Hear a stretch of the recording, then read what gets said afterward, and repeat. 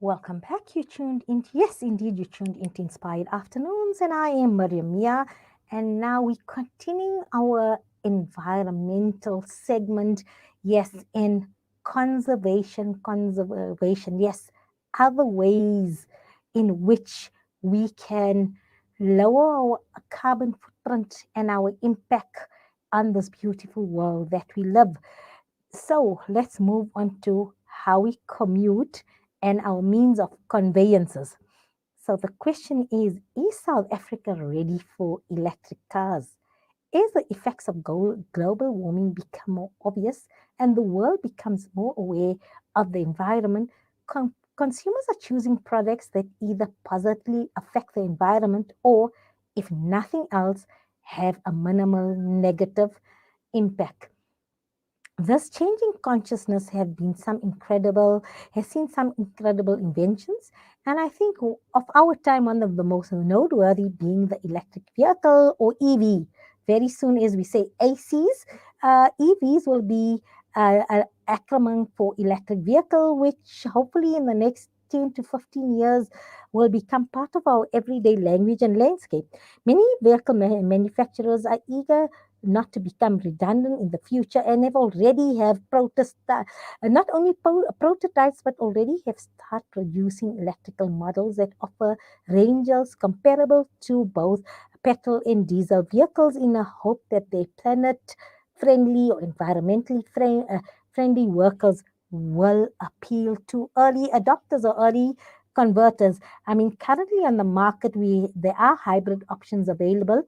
Three fully electric cars are available on the market in South Africa, namely the BMW i3 and i8, and then the Nissan Leaf. Yes, I think a South African being a leader in this field with the electric powered car. Tesla is, I think, quite not yet ready to launch in South Africa as well, but we do have three options. But with purchasing such a vehicle comes with its own constraint in terms of, yes, they need to operate, and in this case they need electrical charging stations or docking stations. So to be in it brings my mind back to, when I was young, I used to watch these sci-fi movies and you'd see these spaceships so that being charged and things like this, and I never realized in my lifetime something like that would become a reality. But somebody who is a visionary in this field, I call them visionary entrepreneurs as well as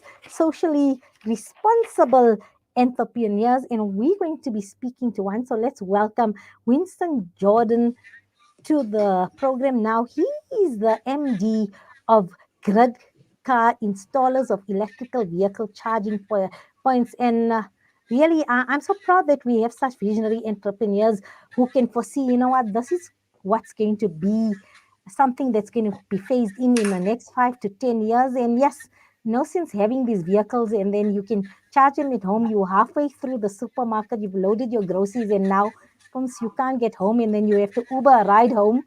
And then I don't know how we're going to tow these vehicles. So, yes, welcome, Winston. I got you chuckling there a bit, and you've foreseen this. So, you've already invested in grid cars. Good afternoon and welcome to Inspired Afternoons on Salam Media.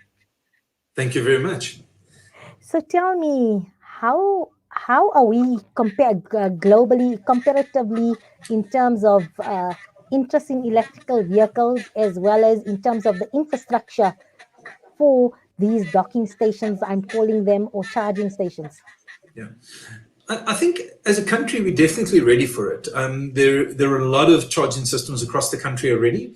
So all of the major highways have got charging stations. A lot of charging stations in all the major cities. So across the country, just to give an example, a couple of weeks ago I drove all the way down to Cape Town, along to Port Elizabeth, and back to Johannesburg, all using an electric vehicle. And then on this weekend just gone past, I went down to the Drakensberg for the weekend, and exactly the same, all in electric. So the country definitely is ready for it. If you're talking about the infrastructure side, I know a lot of people would question whether or not, what do we do when it's load shedding? I think that's probably the most common question I get, and you might already have it on your list. So the idea, what do you do You when it's can go load shedding? ahead and tell it. So the idea of what do you do when it's load shedding is quite simple. What do you do if you arrive at a petrol station and they don't have any petrol? You go to a different one. So with a charging station, if you arrive at a charging station and there's load shedding, you just go to a different charging station. The car can drive, you can drive to it and go and fill up somewhere else. So it's really not an impact. And most people who drive EVs will tell you that load shedding has never impacted their driving or their trips or their planning, etc. So I think as a infrastructural point of view, we are ready for it. Are we ready for it from an investment perspective? And I think government still needs to step up and look at the tax regime that they've created around electric vehicles.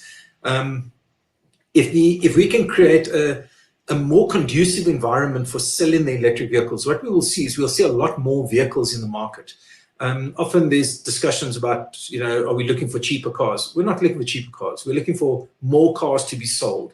Because when you sell more cars, all the business models for charging, business models for manufacturing, business models for repairs, for battery development, for all of the technology that surrounds the electric vehicle industry, those business models all become viable when you have more vehicles in the market. So that's really, I think, what we've still got to focus on a little bit in South Africa is how do we drive those extra side issues that we can see high numbers of vehicles that will allow us to be able to evolve this new industry so that we can participate in the global drive towards electric vehicles. And I think that's the biggest need in South Africa at this stage is massive numbers of vehicles to really increase that, to see cheaper vehicles and to see a lot more products available. And then you'll automatically see that drives the economies behind it. So, Winston, what drove you to this field to be a contributor in this technology and the way forward? Yeah, I think many years ago, I suppose I can say that, probably about 15 years ago, actually, I started looking at whether we shouldn't be designing electric vehicles in South Africa. So it was very much driven from the vehicle side, knowing, of course, that the future of the vehicle industry is going to be electric. If you look at the cost of an electric vehicle, it's probably about a fifth or a quarter of the price of operating a fuel vehicle. So once you own the vehicle, and yes, I know they're a bit more expensive now, but once you own those vehicles, the operational side is so cheap to run. And based on that, it is absolutely clear to me that the future lies in electric. And as an electric technology, we will see these technologies coming through from every angle. So about 15 years ago, I started looking and saying, well, can't I get involved in the design of vehicles? I was maybe a little bit too, I'm going to say, optimistic. And that, it really took a lot of money and we just weren't able to raise it at the time. But around 2012, we decided to focus more towards the charging systems. And around 2017, we became 100% focused on charging systems and looking at how do we rather build the infrastructure and the network and allow that can support the existing OEMs in South Africa that are bringing vehicles in, so that we can ensure that there is a highway there for people to use and that charge points are at convenient locations so that the EV drivers are able to find those sites and be able to utilize them. And that's been the focus of our company, is to focus on the actual charging technology, the technology behind it, the billing systems, management systems, systems that allow us to monitor and maintain the equipment, to detect problems, to detect a challenge that the customer is facing at the charging station. So when he's there and something doesn't work, we get an alert and we're able to immediately call him and support him and help him through the process to ensure that he can charge. And for me, this is job creation, and this is what we speak about. My mantra, training youngsters for the fourth industrial revolution, and there you have it. And this is something that somebody has matriculated, taken electrical technology, IT, something to look into going as well. Because for me, that's what we're saying, jobs for the future, and you've already have created this network where uh, lots I just see as you speak, I'm just thinking opportunity for the new generation. So Winston, what car do you drive, by the way, the electrical vehicle that you've traveled across South Africa At with? this stage, both Which my model wife is this and one? I drive BMW i3s. And in terms of the drive, the comfort of it, the eco, just the normal comforts of it. Let's just check. I think we've technology. Let's take a short break and let's see if we can get Vincent back on Facebook.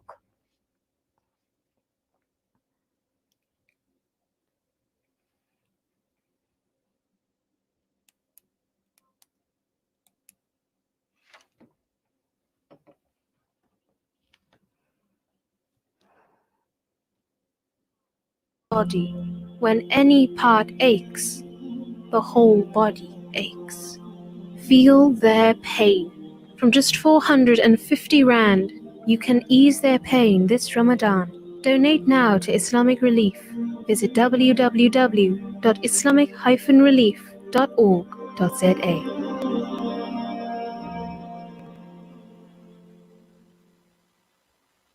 Osman's Taj Mahal Spice and Rice. For over 80 years, Osman's Taj Mahal have been perfecting the art of the perfect blend of spices, pure, aromatic, and well-seasoned. Spices to tantalize your taste buds. From creative cuisines to gastronomical gourmet goodies. From exotic odors to traditional dishes, Osman's Taj Mahal have remained synonymous with quality spices and condiments. Taj Mahal rice, beans, and lentils. Try our range of chili bite mixes, rose and ilachi syrup, our quick and easy biryani pack, and our traditional range of spice blends. Osman's Taj Mahal, there is no substitute for quality. Give charity without delay, for it stands in the way of calamities. For child-headed households in Bloemendal in the Eastern Cape, the daily diet consists of white bread and a carton of cheap juice or sugar water, known locally as the poppy water diet. Make a difference to that one child or family. The Al-Fida Foundation has over the past 13 years worked on the ground and gathered the largest database in the Eastern Cape region of Muslim Zakah recipients. Phone our offices at 041 484 1288 or visit our website at www.alfida.co.za. The Al-Fida Foundation, your social investment partner in the Eastern Cape. Inspired Afternoons with Mariam Mia, 2 to 4 p.m. on Salam Media. This is Inspired Afternoons.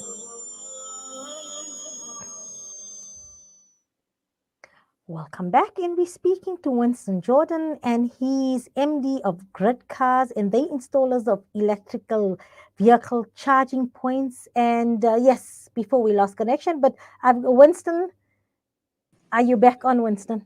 It seems like it, yes. Yes, okay. These are fourth industrial revolution challenges and problems that we have. So, Winston, you were telling us, because I think everybody's interested, if you can hear from word of mouth is the best advertising. So they say, so you drive a BMW, sorry, you said the BMW, which model you drive? The i8. The i3. The i3. And Yep. tell me, in terms of the drive, if you compare it to the petrol and diesel counterparts, how's the drive? Do you have all the mod cons in it, electric windows? Is it enough to power up such comforts? I think if you compare them to, it's probably an unfair comparison because electric will win on every single case. So electric is faster, it's more powerful, it's got a more comfortable drive. It's got every single feature you can think of, including electric windows, air conditioning, heating, any of those services and features that you're looking for in a vehicle. Plus, most of the cars are much, much more highly connected than your typical fossil fuel vehicles. And part of that is because we need access to the vehicle to monitor that the vehicle is charging correctly. So all vehicles come with apps, and you can use those apps to monitor the status of the vehicle, to stop the charge if you wanted to. So if you're sitting in the restaurant and you see you've got enough of a charge, you can then stop the charge, because you might only want to charge it up to a certain level while you're in the restaurant. There's various other capabilities that you have within that environment. There's also apps that manage sort of special offers or vouchers that might be available at different sites. Maybe one of the sites you stop, and while you're charging, you get a free cup of coffee. And that sort of information is all managed on an app that you have with your vehicle or with your charging station. And so now I'm thinking in terms of So it's a fully charged. I'm trying to convert my mind because you say a full full tank of petrol. I mean, I hear my husband when we're driving, and I've got one of those big SUVs, and we're driving long distance, and he gets 8 or 8.5 for the car, and he's so chuffed. He says excellent fuel consumption all the way, and he pats himself on the back because he made a wise choice in the economy of it and things like that. So I've got a really huge 7-seater for long distance. So on a full charge for long distance, how long does the charge take you? So how many kilometers do you then get on your charge? So it varies obviously depending on the car, because every vehicle has got its own battery size or its own efficiency rating. So you talked about the efficiency of fuel. However you look at it, will be 5 times more efficient than a fuel vehicle. And I'm not joking when I say that. It's 5 times more efficient than a fuel vehicle in terms of the use of the energy. In terms of cost, it's probably about a quarter of the cost, so 25% of the cost. It is more expensive in the public charging infrastructure because somebody has actually put that equipment down, like grid cars. But and there needs to be a bit of a profit made on that, so that would be a bit more expensive. But if you look at what we call a blended rate, that's the average price between charging at home on your plug at home versus charging in the public space. That's about 25% of the cost of fuel. So it's massively more efficient in using that. When we talk about efficiencies in electric vehicles, we talk about watt hours per 100 kilometers, in the same way that you talk about liters per 100 kilometers. And the vehicles all range between 15 and 22 watt hours or kilowatt hours per 100 kilometers. And just to put that in perspective, that's sort of 40 Rand per 100 kilometers if you're looking at on a blended rate. Oh, that's really, really, really reasonable price. Yeah. So from Johannesburg, let's say Greenside, so Greenside to Drakensberg, on a vehicle your size, will it take me full charge to Drakensberg, or I'll need to then charge up? No. Yeah, I had to stop twice to charge it to the Drakensberg. The first time was in Verlies. So at the engine in Verlies, there's a charger there. So I stopped there for probably the first time for about 40 minutes. And then I stopped at Harry Smith for about 25 minutes and off to Drakensberg. So that was the total charging time that I needed to get to the Drakensberg. And the infrastructure was there at Villiers as well as in Harrismith, there was a charging station. Yeah. So on all the major highways, the N1, the N2, the N3, and the N4, there is a charging station every 200 kilometers, more or less.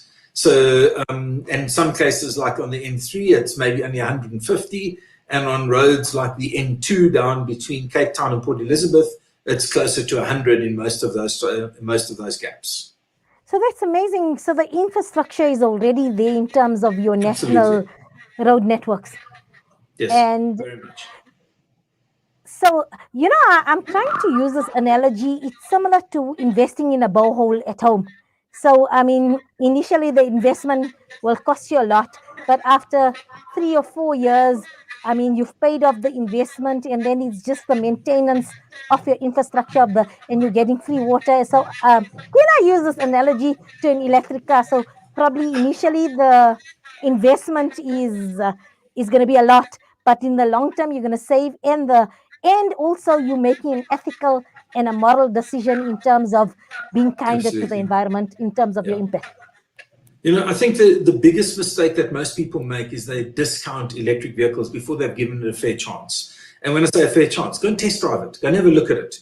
Many people, when I talk to them, they say, yeah, but has it got the same power as a normal car? And the answer is, no, it doesn't. It's got much more power. They'll say, but is it lazy? And it's not. No, it's more responsive. It's a nicer, more pleasurable drive.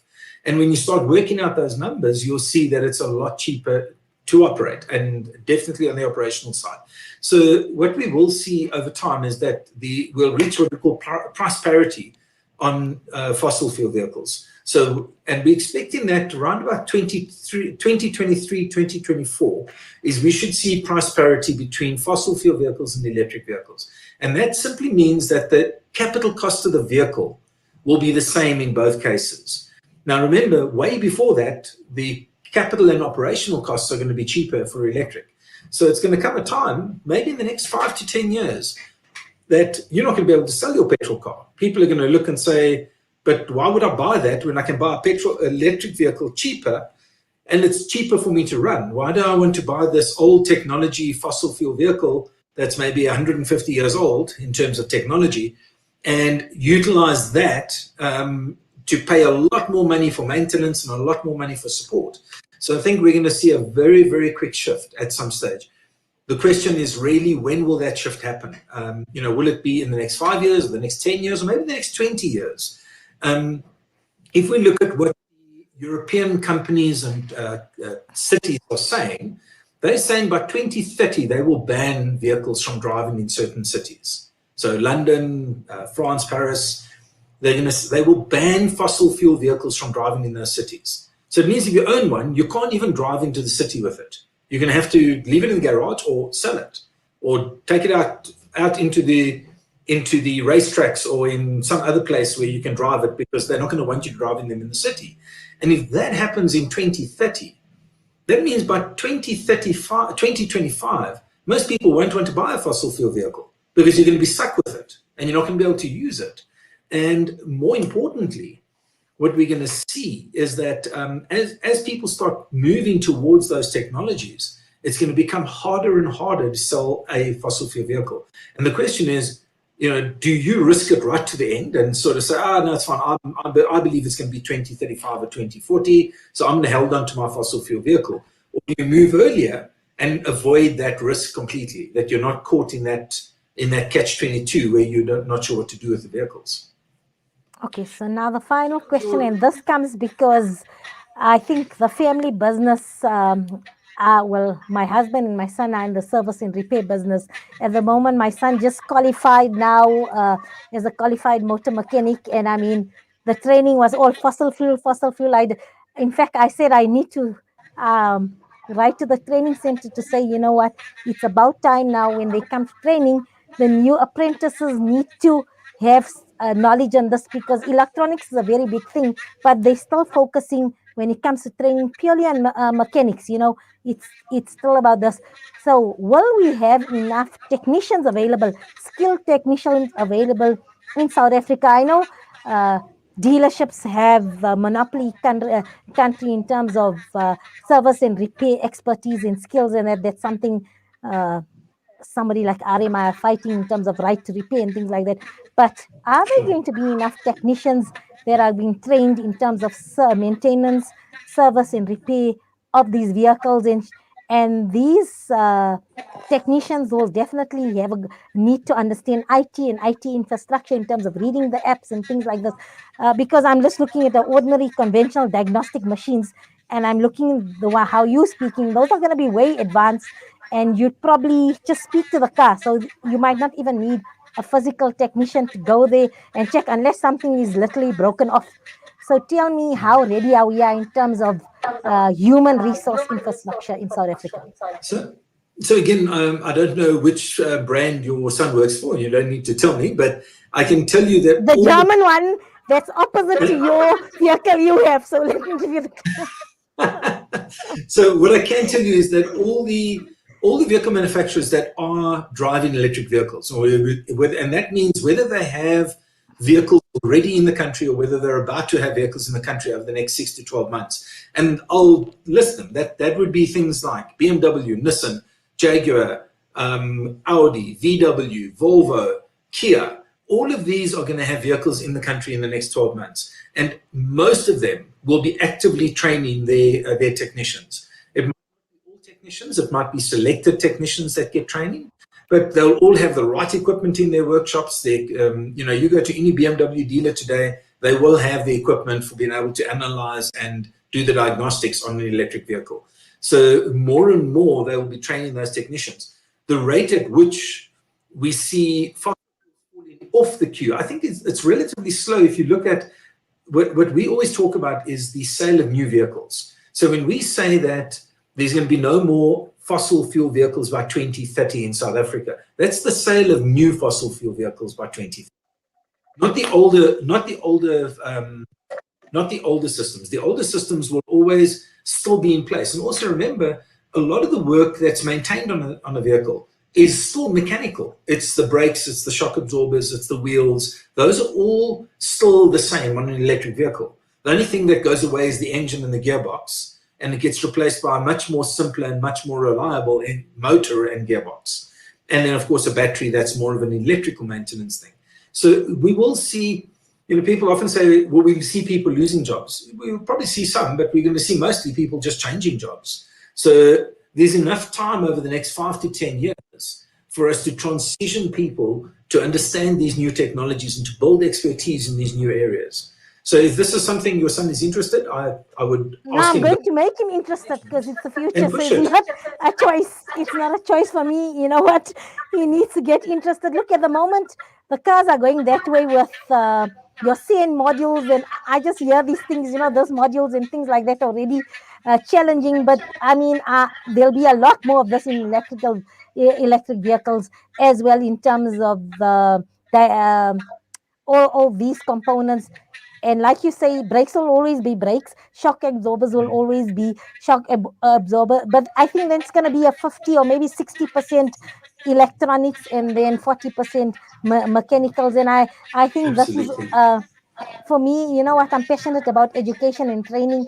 And I think this is what we need to encourage the younger generation to go into these fields here. I mean, as your company has been revolutionary in terms of already assisting in setting up infrastructure, there's plenty job opportunity for entrepreneurs, as well as for somebody to upskill themselves in this industry.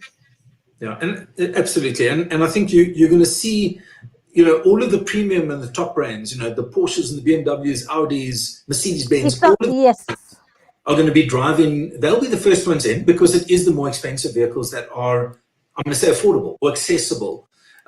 Whereas very quickly, within the next few years, we're going to start to see the more mass market brands. So VW, Toyota, the Kias, Hyundais, Kias, Hyundai, everybody, they're all talking about it. They all have products. In fact, I don't know any manufacturer anymore that does not have at least one product or a few products available.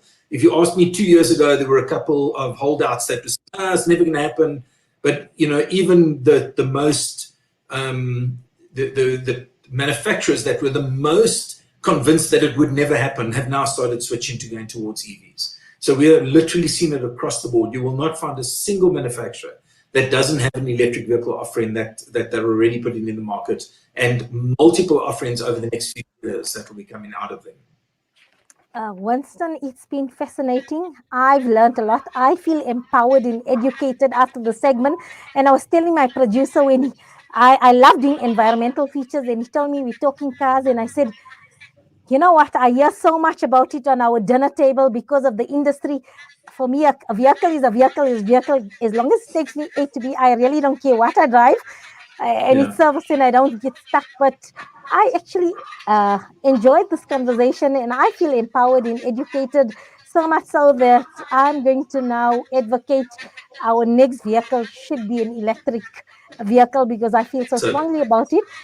So thank you for also converting me, or just nudging us a little bit. Because there's the challenge for you. So I'll come back in 3 months' time, and I expect you to be driving an electric vehicle. And I'd like you to challenge your audience to go out and test drive one, or go and have a look at a vehicle. Go and understand the technology. We'll have to wait.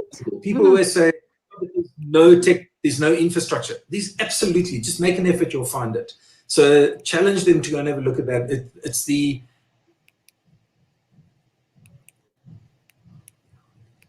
I think we've lost Winston again there. But yes, so he says, we don't have to purchase one, but let's all go out there and make it a weekend, a Saturday after. Call the dealerships. Call a dealership on a Saturday morning, and yes, make it a family outing. Why don't you go out there and test an electric vehicle? And I'd be keen to see what you have to say. I'll have to wait for BMW's competitors to launch something in South Africa. I don't know it's launched, because that's the family stable, or the brand family stable, not mentioning names here, but the other one. So if it's not a BMW, when you're doing the 30 seconds game. So if you say not a BMW, then the other one. So we will wait for the other one to launch and we'll do that. But I'm keen to walk into Nissan, or probably those are the ones available in South Africa, and just test drive one. And who knows, maybe Salilo, we can do something about it. You can come in, we can do a live stream from one of the dealerships, and let's see if we can test drive an electric vehicle and speak to Winston again in terms of how we feel about driving. I know for an environmentally conscious person that I am, I definitely want to do that. So let's just take a short break and then on to our final segment for this afternoon.